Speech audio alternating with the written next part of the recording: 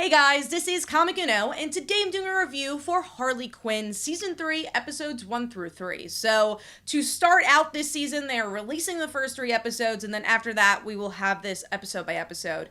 And I was so excited for Harley Quinn to come back. This is my favorite show on television.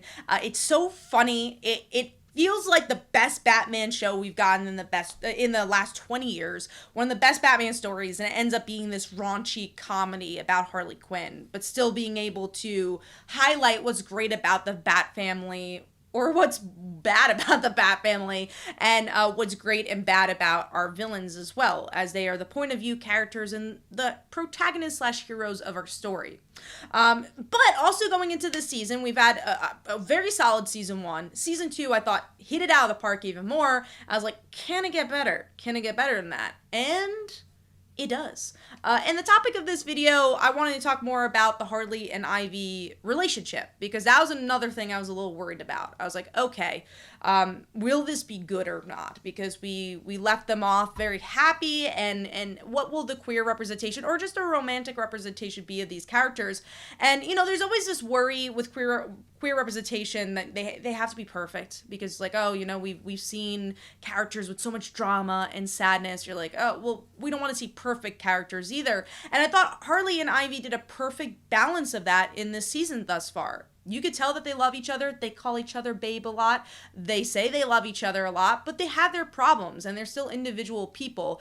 Nothing that's like gonna destroy the relationship, but showing like, okay, how do we get over this hurdle? Ivy is very different than Harley. You know, how do they deal with their individuality and being by themselves sometimes, as they also try to spend time with each other and be kind of, I would say, business partners, or at least villain partners at the same time.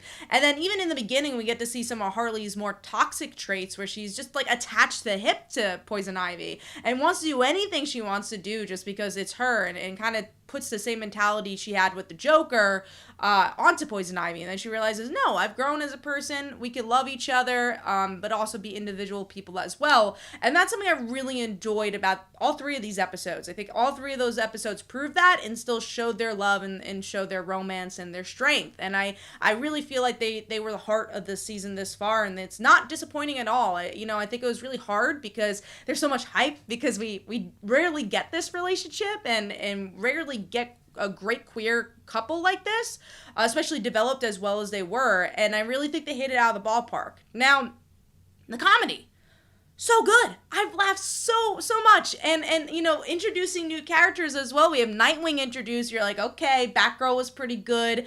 Damian was great. I knew in Harley Quinn season 1 when I fell in love with this show was when Damian started to show up.